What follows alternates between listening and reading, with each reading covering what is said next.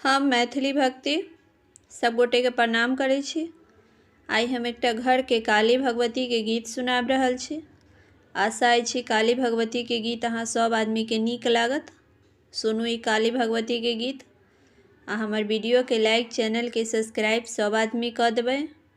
जय मैथिली, जय भक्ति।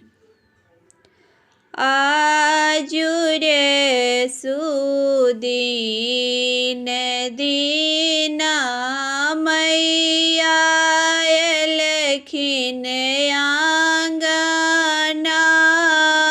आजू रे सुदीन दीना काली एलखिन आंगना। किए काली के पैर धोए देबन, किए पैर पोछना। किए काली के पैर धोने देबन, किए पैर पोछना। आजू रे सुदीन दीना काली एली आंगना। आजू रे सुदीन दीना मैया एलखिन आंगना। गंगा जल मैया के पैर धोन देबन, कमल पैर पोछना। गंगा जल काली के पैर धोन देबन, कमल पैर पोछना। आजू रे सुदीन दीना काली एलखिन आंगना। आजू रे सुदीन दीना मैया एलखिन आंगना। किए काली के बैसक देबन, किए देबन भोजना। किए काली के बैसक देबन, किए देबन भोजना।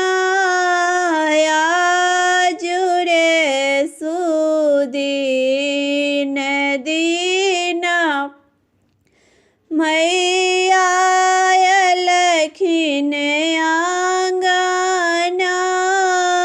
आजू रे सुदीन दीना मैया एलखिन आंगना। आसन काली के बैसक देबन, लाडू बतासा भोजना। आसन काली के बैसक देबन, लाडू बतासा भोजना। आजू रे सुदीन दीना काली एलखिन आंगना। आजू रे सुदीन दीना मैया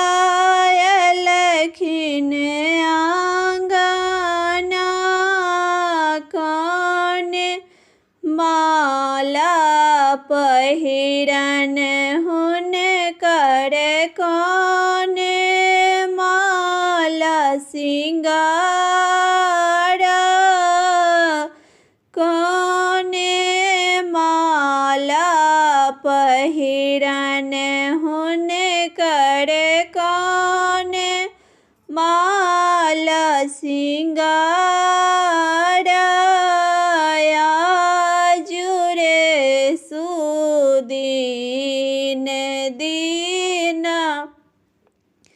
काली अलखिन आंगना आजुरे सुदीन दीन काली अलखिन आंगना ओढ़हुल माला पहिरन हुनकर मुंडक माला सिंगार